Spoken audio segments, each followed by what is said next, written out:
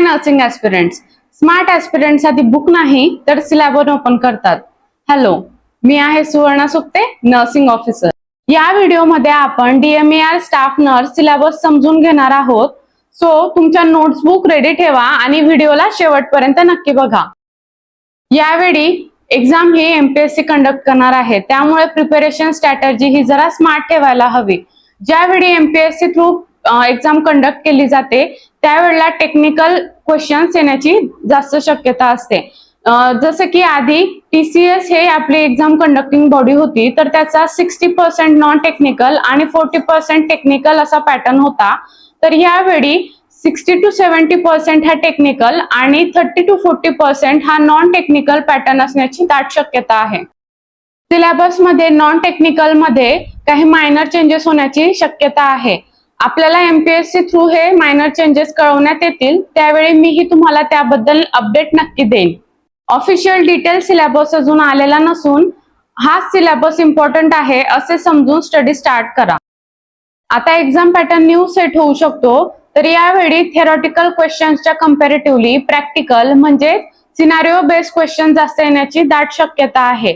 जसे की emergency department मध्ये आपल्याकडे कन्व्हल्सिव्ह डिसऑर्डरचा एक पेशंट आला, तर एक नर्सिंग पर्सनल म्हणून आपण सर्वात आधी काय ऍक्शन घेणार।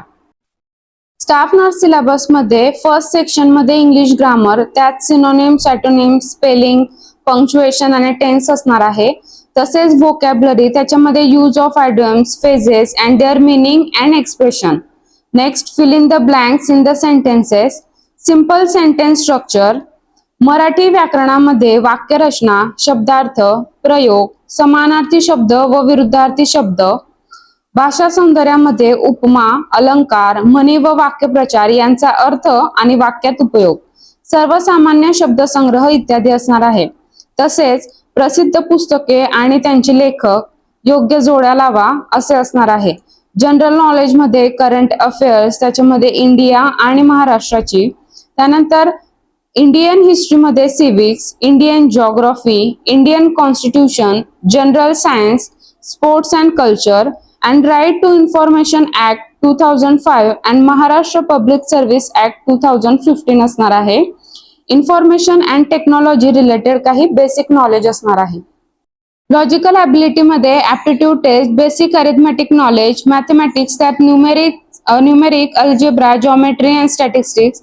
जनरल सायन्स मध्ये physics, chemistry, biology and environmental science असणार आहे। आता टेक्निकल सेक्शन मध्ये anatomy and physiology, microbiology, sociology, fundamental of nursing, first aid and personal hygiene, medical surgical nursing 1, communicable diseases, ear, nose and throat, oncology and skin diseases, mental health and psychiatric nursing, community health nursing, computer education, midwife and gynaecological nursing and community health nursing second, paediatric nursing as well. DMERचा syllabus आता तुम्हाला माहित झालेला आहे। कोणते books वापरायचे यावर जर तुम्हाला व्हिडिओ पाहिजे असेल तर व्हिडिओला लाईक करा, चॅनलला सबस्क्राईब करा आणि तुम्हाला काही डाऊट असेल तर कमेंट करून नक्की विचारा। थँक्यू।